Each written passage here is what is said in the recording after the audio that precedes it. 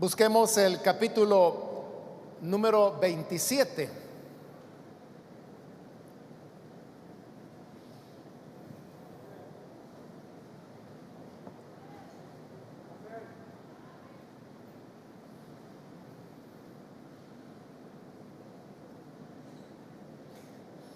Dice entonces la palabra de Dios en el profeta Jeremías, capítulo 27, versículo número 12 y el 13. A Sedequías, rey de Judá, le dije lo mismo: doblen el cuello bajo el yugo del rey de Babilonia, sométanse a él y a su pueblo, y seguirán con vida. ¿Para qué van a morir tú y tu pueblo por la espada, el hambre y la pestilencia, tal como lo ha prometido el Señor a toda nación que no se someta al rey de Babilonia? Amén. Hasta ahí vamos a dejar la lectura. Hermanos, pueden tomar sus asientos, por favor.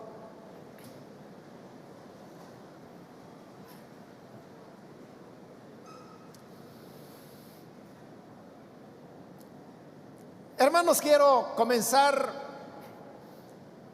mencionando que el universo en el cual vivimos está regido por leyes. Leyes que no pueden ser violentadas, que no pueden ser evitadas. Muchas de estas leyes son de carácter físico, es decir, que compete al mundo de la física, y son bastante conocidas y bastante estudiadas. Por ejemplo, una de esas leyes es la ley de la gravedad, la cual establece que la masa de los cuerpos y de todos los objetos materiales que existen se atraen los unos a los otros. Así es como fue definida inicialmente por Newton. Luego, en el siglo pasado, Einstein avanzó un poco más y entonces dijo que la gravedad era una curvatura en el espacio-tiempo, y que por causa de esta curvatura es que los cuerpos se atraen los unos a los otros. Todo esto, hermano, nos lleva a una realidad, y es que por causa de esa ley de la gravedad, nosotros, por ejemplo, no podemos volar. Y si llegamos al borde de determinada altura y yo me tiro al aire, pues obviamente que voy a caer. Esa ley no puede ser violada, porque es la gravedad que está atrayendo la masa de nuestro cuerpo hacia una masa mayor, que en este caso es el del planeta en el cual nos encontramos. Y de igual manera, hermanos, hay leyes acerca del sonido, hay leyes acerca de la luz, de la temperatura, de los líquidos. Todas estas leyes, hermanos, como dije hace un momento, no pueden ser evitadas. Pero así como hay leyes en el mundo físico, también las hay en el mundo espiritual.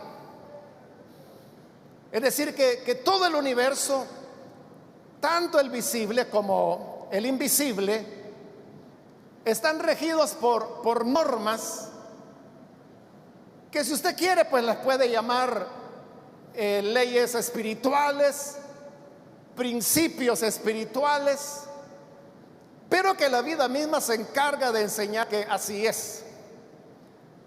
Por ejemplo, si dentro del universo, tanto material como inmaterial en el que nos movemos, se introduce una disonancia, como por ejemplo el pecado.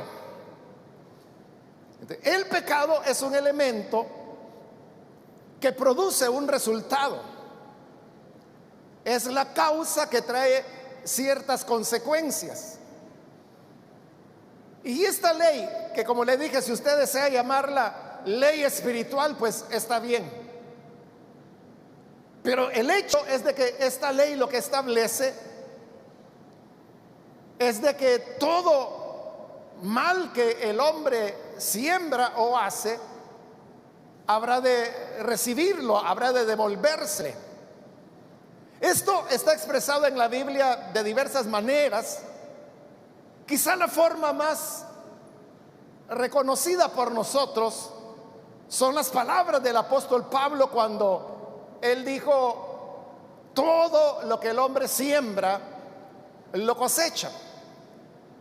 El que cosecha para el espíritu, del espíritu segará vida, honra, inmortalidad. Pero el que siembra para la carne, de la carne cosechará corrupción. Entonces, esa es una ley, como le digo, inviolable, que rige el universo. De tal manera que si sabemos que cuando hacemos algo incorrecto,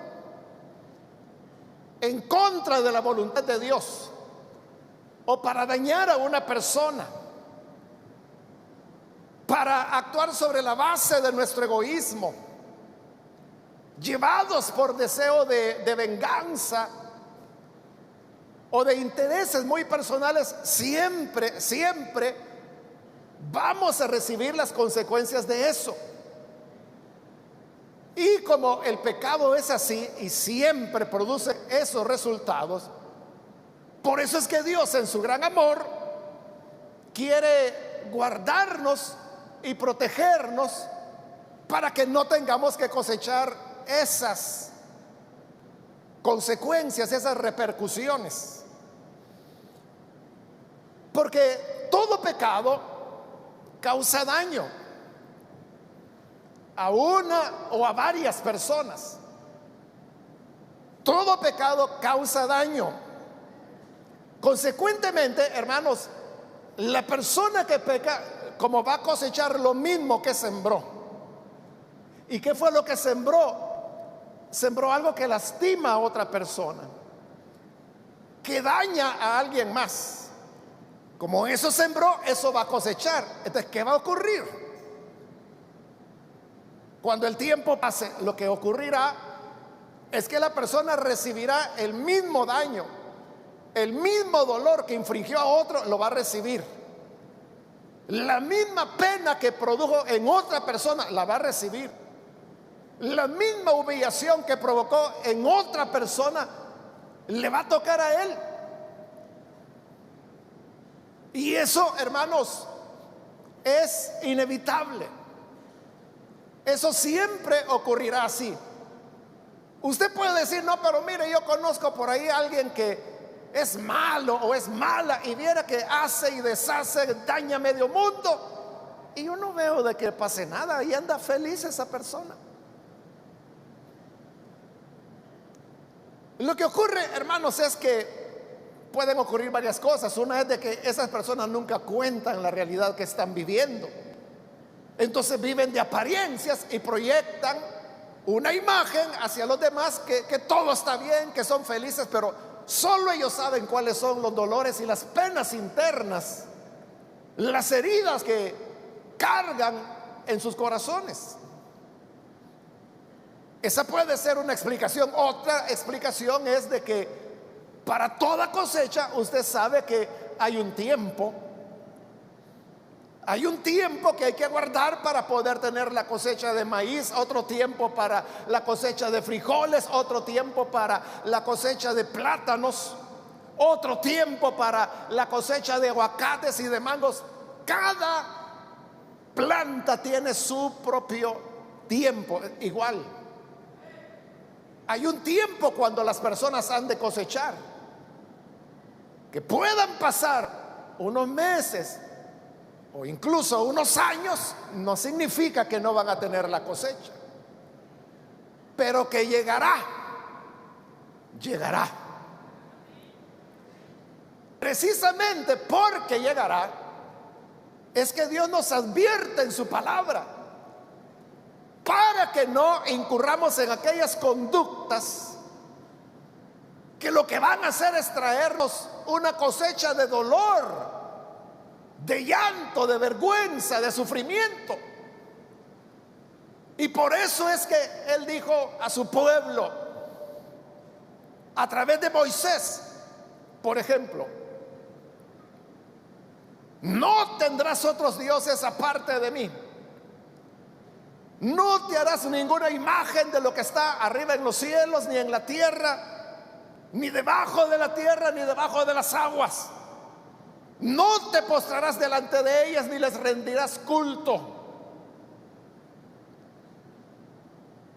También dijo: honra a tu padre y a tu madre. Guarda el día de reposo. No robes. No mates. No cometas adulterio. Pero con cada una de estas normas que Dios fue dando, simplemente nos estaba indicando el camino para no cosechar las duras y dolorosas consecuencias de ese pecado. Posteriormente el Señor Jesús aparece y Él continúa diciéndonos lo que debemos evitar. Y habló de las cosas buenas que sí debemos fomentar. Como cuando dijo: cuando ayudes a una persona que no sepa tu izquierda lo que hace la derecha. ¿Por qué? Porque entonces tu recompensa será grande delante de Dios. Cuando ores, no ores en público como hacen los hipócritas, sino que en tu habitación, cerrada la puerta, ora a tu Padre, y tu Padre que ve en lo secreto te recompensará en lo público. Jesús ahí estaba dando ejemplos de cosas positivas, de lo cual también se recibe, hermanos, cosecha. Es decir, no solo hay cosecha de las cosas malas, que si yo mato voy a recibir las consecuencias, sin duda. Pero también, si yo le hago bien a una persona, le ayudo en una necesidad, ese hecho bueno, positivo, me va a traer una cosecha de bendición. La Biblia dice que el que haga misericordia recibirá misericordia. Y luego ya casi en los últimos libros de la Biblia, del Nuevo Testamento, ahí tenemos la carta de Juan, donde nos dice: hijitos, estas cosas les escribo para que no pequen. Ese es el deseo de Dios. Lo que yo quiero es que no pequen. ¿Y por qué Dios no quiere que pequemos? Es porque Dios es un aguafiestas que no quiere que disfrutemos de la vida y que nos demos la grande. Todo lo contrario. Dios lo que está haciendo es que nos está guardando, nos está protegiendo de la cosecha que debemos recibir si pecamos, si hacemos lo malo. Por eso dice: hijitos, esto les escribo para que no pequen, porque si no les va a ir mal, si no tendrán que cosechar la consecuencia. Fíjese, la gente dice: Dios castiga al pecador. Es cierto, pero ¿cómo lo castiga? Simplemente dejando que ese pecador coseche lo que sembró. Si usted siembra jocotes, va a cosechar jocotes. Dios puede impedir que usted coseche jocotes. Sí, puede impedirlo. Él puede hacer que en lugar de jocotes nazcan duraznos, pero no siempre lo hace. Más bien no lo hace, no porque no pueda, sino porque es la misma ley que Él estableció, que todo lo que el hombre siembra lo cosechará. Entonces, ¿qué sucede cuando cometemos pecado? Por la razón que sea, pecamos, fallamos en algo. ¿Qué va a pasar? Vamos a tener la cosecha. ¿Y cuál es la cosecha? El mismo mal que hicimos lo vamos a recibir. Entonces vendrá sobre nosotros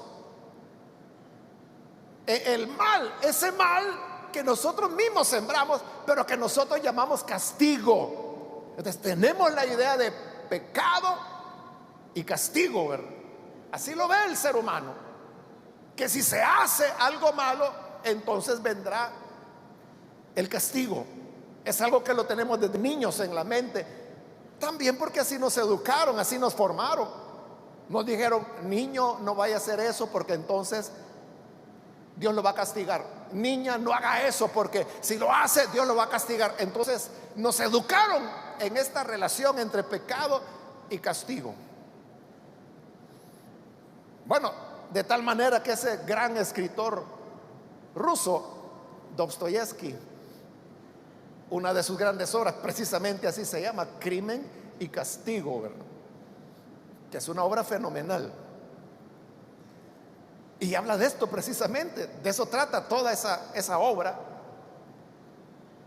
de cómo un joven cometió un crimen por robar y ese crimen termina llevándolo al castigo. Esa es la historia, eso es todo, claro, relatada por un gran literario, ¿no? Una belleza. Eso es así. Entonces sabemos de que cada vez que cometamos un pecado, las consecuencias vendrán. Pero aquí viene el punto, hermanos, que cuando esas consecuencias vienen, el ser humano las quiere evitar. Así lo dice el libro de Hebreos. Dice que ninguna disciplina al presente resulta ser agradable. ¿Quién es aquel que cuando, por ejemplo, robó y por eso la policía lo detiene y va, hermanos, a un juzgado y dice: bueno, condenado 5 años, y lo llevan a la cárcel? Cuando llevan a la cárcel, ¿quién es aquel que dice: ¡ay, qué alegría! Miren qué lindo, me llevan preso, qué felicidad, voy a Mariona! ¿Quién dice eso? Es lo que dice Hebreos, que la disciplina al presente a nadie le parece agradable. Entonces, como a nadie le parece agradable, las personas siempre están tratando de escapar, de escabullirse de la cosecha de lo que ellos mismos sembraron. De esto, hermanos, es que nos habla el pasaje que hoy hemos leído. Israel, hermanos, por siglos había desobedecido esa primera palabra que Dios dijo a través de Moisés: no tendrás otros dioses. Fue lo primero que hizo Israel, tener otros dioses, y sirvió a los becerros que Jeroboam levantó, sirvió a Baal, sirvió a Astarte, sirvieron a la reina de los cielos, o sea, todas las divinidades paganas. Dios ya les había dicho de antemano: miren, si ustedes se van a servir a otros dioses, esto va a pasar. Si no se arrepienten, vendrá sobre ustedes sequía. Si no se arrepienten, vendrá sobre ustedes hambruna. Si no se arrepienten, vendrá sobre ustedes la muerte, la guerra. Si no se arrepienten, vendrá la deportación. Todo eso Israel ya lo había pasado. Ya habían recibido sequías, ya habían pasado hambrunas, ya habían pasado guerras. Solo quedaba lo último, la deportación. El Señor les dijo: los voy a sacar de esta tierra que les di y los voy a llevar a otro país donde serán esclavos, donde van a perder su libertad y donde van a servir a esos dioses a los cuales ustedes eligieron, porque todo lo que el hombre cosecha lo recibe. ¿Qué habían hecho? Servir a los ídolos. Ah, bueno, entonces yo los voy a llevar cautivos a Babilonia, donde van a servir a esos ídolos por 70 años. Ya que eso les gusta, eso van a tener. Pero ¿qué pasó, hermanos? Cuando los ejércitos caldeos de Babilonia ya venían en camino y comenzaron a conquistar la tierra de Israel, y fueron cayendo las ciudades, hasta que hay un momento en que todo ha caído ya. Solo Jerusalén continúa en pie. Era evidente de que el juicio de Dios se había cumplido. Pero ¿qué pensaba la gente? No, nosotros vamos a salir. No, Dios nos va a ayudar. En todos esos años, esos últimos años, Jeremías había sido el profeta que había estado diciéndole: arrepiéntanse, arrepiéntanse, el juicio ya viene, vuelvan al Señor. Y no le hacían caso, lo golpeaban, lo azotaban, lo metían preso, lo acusaban injustamente, pero no se arrepentían. Llegó un momento en que Jeremías dijo: bueno, señores, se acabó. Dios dice que ya no le vayan a clamar, porque ya no los va a oír. Y ahora el juicio ya viene, hoy prepárense. Y a todo esto, el ejército caldeo avanzando, avanzando, avanzando, avanzando. Jeremías estaba hasta preso por decir estas verdades. Y un día el rey, que era ya de los últimos reyes, lo mandó a llamar. El mismo rey lo tenía preso, pero él sabía que era un hombre de Dios. Lo mandó a llamar y le dice: mira, Jeremías, aquí entre nosotros, tú eres el prisionero, yo soy el rey, pero no me veas así. Veámonos de hombre a hombre y dime, ¿hay algo que Dios quiera decir? Claro, le dijo. ¿Y qué dice Dios? ¿Que te van a matar? ¿Que se acabó? ¿Que toda Jerusalén va a ser barrida? Pero, le dijo Jeremías, Dios dice esto: aquí tienes dos opciones. Una, ríndete delante de los caldeos, delante de los babilonios. Si te rindes, te van a perdonar la vida. Vas a ser esclavo, pero te va a perdonar la vida. Y la otra opción es: sigue peleando. Y si sigues peleando, van a matar a tus hijos delante de ti, y a ti te van a llevar prisionero en cadenas a Egipto, y allá vas a morir. ¿Qué quieres? El rey no se decidió. En el momento, por lo menos, no le dio una respuesta a Jeremías, pero después él decidió resistir. Entonces, ¿qué es lo que está pasando acá? Que Israel ha pecado. Y por eso yo le comencé hablando de las leyes que rigen el universo, leyes físicas, leyes espirituales. Entonces, habían pecado. ¿Qué pasa cuando una persona peca? Va a cosechar. Hoy era el momento de la cosecha, pero hoy que viene la cosecha, ¿qué pasa? No quieren la cosecha, quieren escaparse. Aquí es cuando Jeremías les dice el último consejo ya. A Sedequías, dice el versículo 12 que leímos, el rey de Judá, ¿verdad? Al quien le había dicho: mira, ríndete. Le dije lo mismo: doblen el cuello bajo el yugo del rey de Babilonia. Entonces, ¿qué les está diciendo? Miren, por sus pecados lo que viene es la cautividad. Doblen el cuello. Es decir, hermano, como que si hoy, ¿verdad? No se usan yugos en los cuellos, pero sí se usan, por ejemplo, esposas para capturar a las personas. Entonces, lo que está diciendo Jeremías es: miren, pongan las manos, que les pongan las esposas, las chuchas, dicen algunas personas, lo van a enchuchar, dice. Eso es lo que les está diciendo. Pongan el cuello. Doblen el cuello bajo el yugo del rey de Babilonia. Pongan el cuello para que el rey Nabucodonosor les ponga el yugo. Sométanse a él y a su pueblo. ¿Y qué va a pasar? Seguirán con vida. Si ustedes aceptan la corrección, la cosecha, el castigo, vivirán.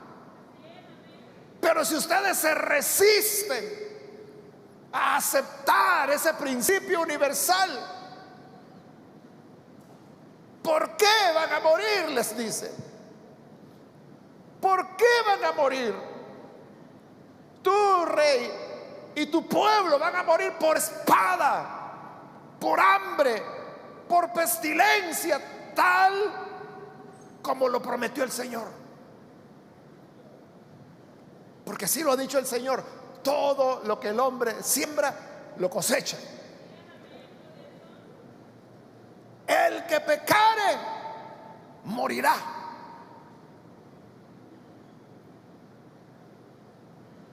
No hay otra. Entonces, ¿qué es la enseñanza que Jeremías está dando acá? La enseñanza, hermanos, es, como le dije, si por desgracia, ¿verdad?, pecamos, fallamos, va a venir la consecuencia. Entonces, ¿cuál debe ser nuestra actitud ante el castigo? Usted puede tratar de evadir y decir: no, si yo no he hecho nada, no, esto es injusto. O tratar de hacerse loco, que no es con usted. O tratar de negar: no, yo no lo hice, no, mire, ¿y por qué va a pasar eso? ¿Y por qué me van a embargar la casa? Las consecuencias pueden ser de distinto tipo. O ya la mujer ya no lo aguantó y dice: no, me voy. Pero ¿por qué me vas a dejar? Me vas a dejar solo, abandonado, cuando usted la tuvo abandonada por décadas. ¿Cuál debe ser nuestra actitud? Allí dice la Escritura: mira, recibe el yugo, acepta la corrección, trágate las consecuencias, que es la cucharada que tú mismo preparaste. Lo que sembraste lo estás cosechando.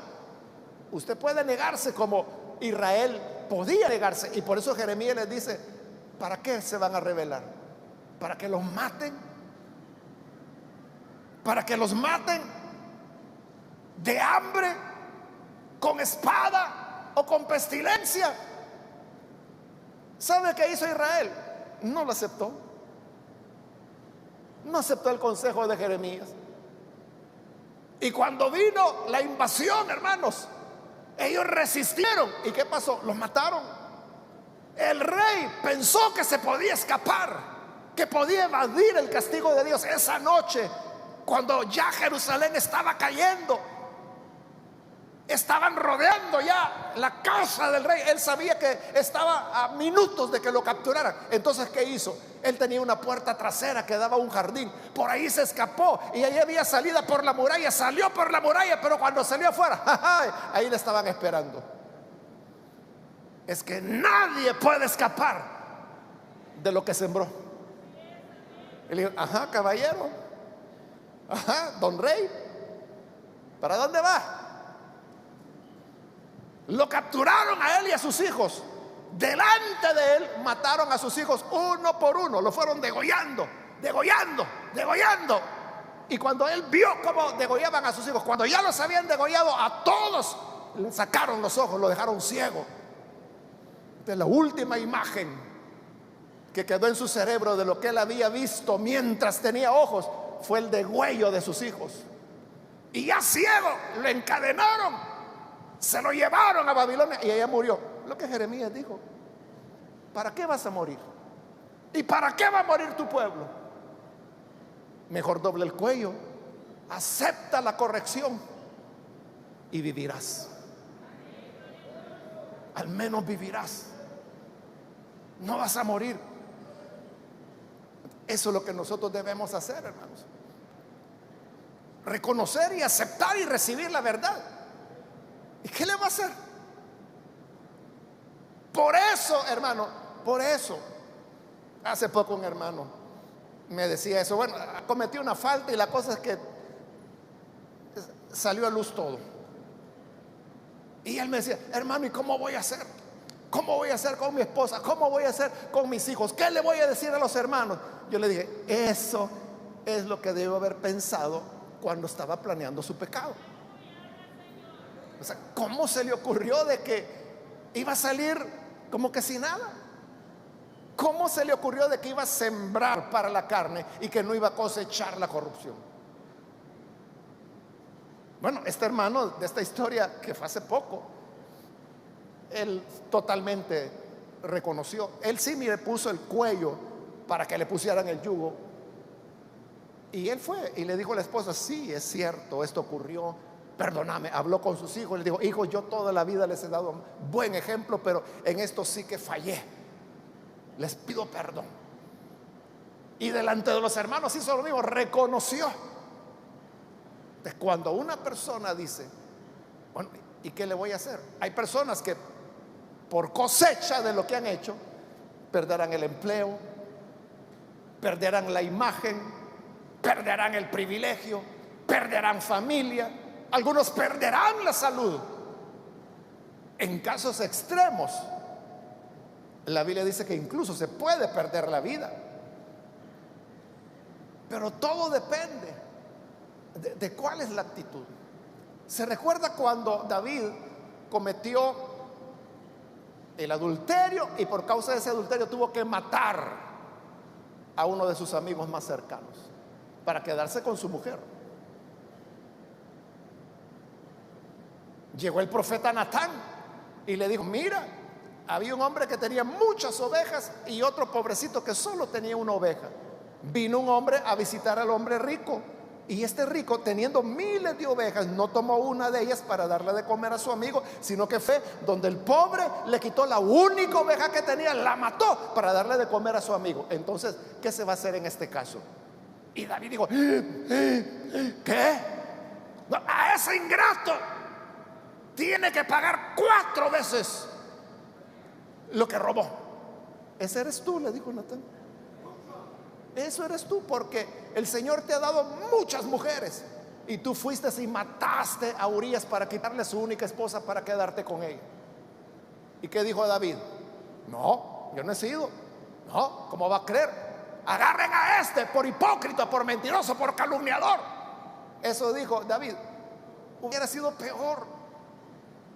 Él dijo, he pecado contra el Señor, he hecho mal. Y al reconocer, Natán le dijo, mira, pero el Señor ha remitido tu pecado, te ha perdonado, pero la cosecha vendrá.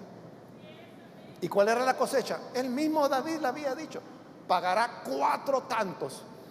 Es decir, él había matado a un hombre, él iba a perder 4 de sus hijos. Y el primero era el bebé con el cual había embarazado Betsabé.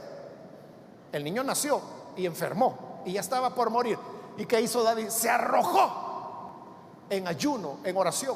No se bañó, no se levantó, sino que solo orando y diciéndole, Señor, perdona la vida del niño, sálvalo, él es un bebé, él no ha hecho nada, yo soy el que pequé. Si vas a castigar a alguien, castígame a mí, pero no a él, porque él es inocente, tiene días de nacido.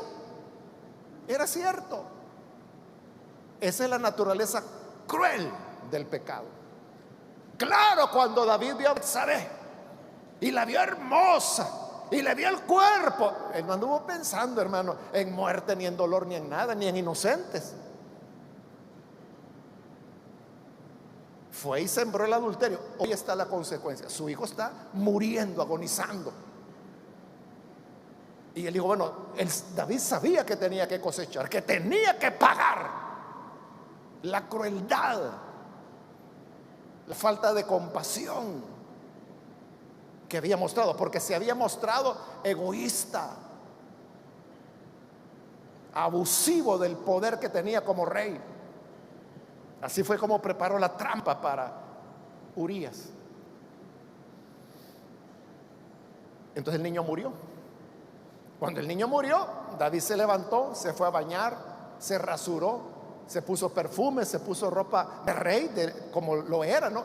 Y fue y dijo: sírvanme, quiero comer porque tengo días de no comer por estar en ayuno.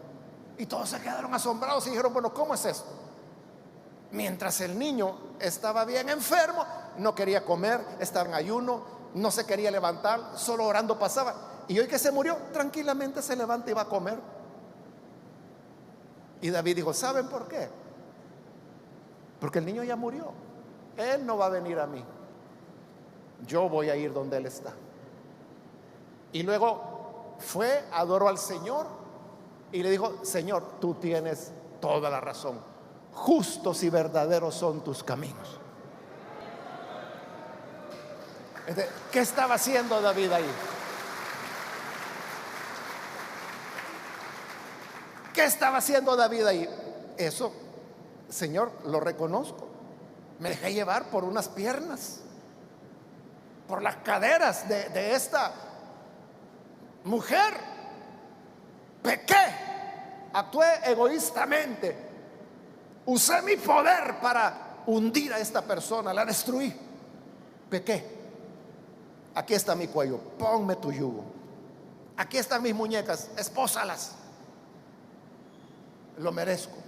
Murió el niño, no puedo hacer nada. Es la cosecha de lo que sembré. Número 1, pero eran 4. Y ya no me queda tiempo, hermano, para contarle cómo fue perdiendo cada uno de sus otros hijos. Absalón, Adonías, todos. Era como una fatalidad que David sabía. ¿Cómo le detenía? El momento de detenerla era cuando vio a la mujer, cuando vio a Betsabé, y mandó a averiguar, como le gustó tanto: miren, ¿quién es esa muchachona que vive allá en aquella calle? Ah, ella es Betsabé. Ay, qué lindo nombre, Betsabé. Sí, pero está casada. Ah, bueno, ahí era el momento de detenerse. Está casada, Dios me libre, porque Dios había dicho: no cometerás adulterio. Pero no, siguió adelante. Ahí era el momento de detenerse. Hoy, habiendo cometido el pecado, y hoy que el juicio de Dios ya se llevó a un hijo, luego al otro, luego al otro, luego al cuarto, ¿cómo lo iba a detener? Ya no era tiempo de detenerlo. Por eso es que Jeremías, cuando ya la destrucción de Jerusalén ha pasado, él escribe ese libro, que ahí lo tiene después de Jeremías, este libro de Lamentaciones.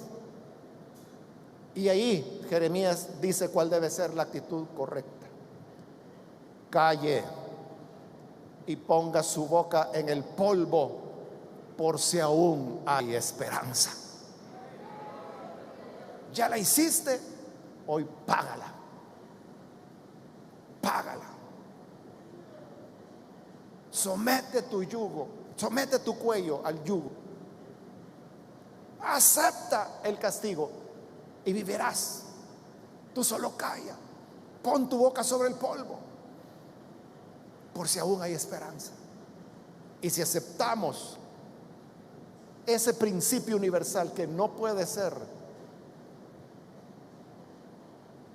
evitado, no puede ser evadido, ese principio espiritual de que todo lo que hacemos lo cosechamos, a lo mejor hay esperanza y el Señor quiera compadecerse de ti. David oró, ayunó, no durmió, ni se bañó, ni se levantó. Tal vez Dios me oye. No era que Dios no lo oyera, era Dios diciéndole: David, yo no estaba jugando cuando te dije no cometerás adulterio. Por esto lo dije. Nosotros somos los necios que no terminamos de entender. Que Dios nos ayude, hermanos, para que no pequemos. Y si pecamos, sometamos nuestro cuello al yugo de la corrección para que podamos vivir. Vamos a cerrar nuestros ojos. Quiero invitar a las personas que todavía no han recibido al Señor Jesús como su Salvador, Si usted ha escuchado hoy la palabra del Señor y necesita recibirle, yo le invito para que en el lugar donde está se ponga en pie en señal de que usted necesita recibir al Hijo de Dios. ¿Hay alguna persona, algún amigo o amiga que por primera vez en su vida necesita recibir la salvación? Póngase en pie ahí en el lugar donde se encuentra. Es el momento para hacerlo. ¿Hay alguna persona? Póngase en pie. Reciba a Jesús como su Salvador y vamos a orar por usted. La otra manera es negarse, disimular que nada ha pasado. Pero por eso Jeremías preguntaba: ¿por qué quieres morir? ¿Para qué quieres la espada? ¿Para qué quieres el hambre? ¿Para qué quieres la enfermedad? Pon tu cuello y recibe el yugo para que vivas. ¿Quieres hacerlo? Ponte en pie en este momento. Hoy es el momento de hacerlo.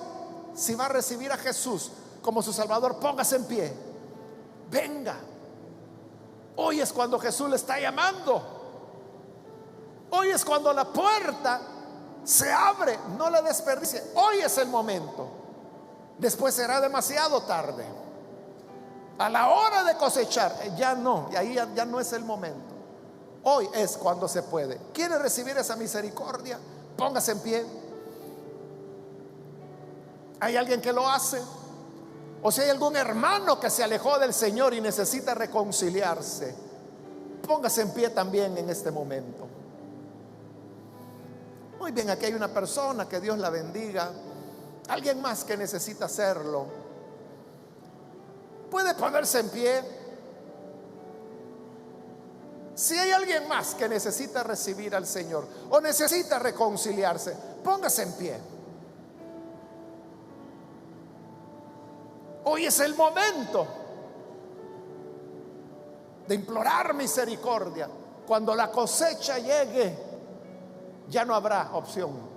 Alguien más que necesita hacerlo puede ponerse en pie. Solo le voy a pedir que lo haga ahora mismo, porque vamos a orar. Pero si hay alguna persona, alguien más que necesita venir a Jesús, póngase en pie en este momento. Ya es la última invitación que estoy haciendo. Si hay alguien más que por primera vez viene al Señor o que se reconcilia, póngase en pie ahora.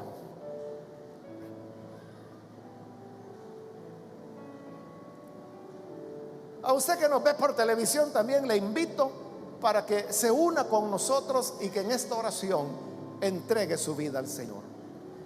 Padre, gracias te damos porque eres grande en misericordia y en bondad.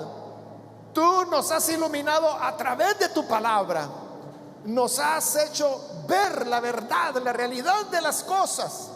Gracias por esta persona que aquí, Señor, se entrega a ti. También te pedimos por aquellos que a través de los medios de comunicación están abriendo su corazón para creer en ti, para recibirte. Perdónale, Señor. Haz de ellos nuevas criaturas. Ayúdanos a todos a que reconozcamos cómo el universo funciona, estos principios eternos que no pueden ser evadidos, y que así, Señor, aprendamos a apartarnos del mal. Y si por desgracia, por nuestra debilidad humana fallamos, danos, Señor, la humildad de someternos al yugo y de aceptar el castigo para que podamos vivir. Que así sea, Señor, con cada uno de tus hijos e hijas. Ayúdanos a caminar, como tu palabra lo dice, sin pecar, para que no pequemos. En el nombre de Jesús nuestro Señor lo pedimos. Amén y amén. Amén.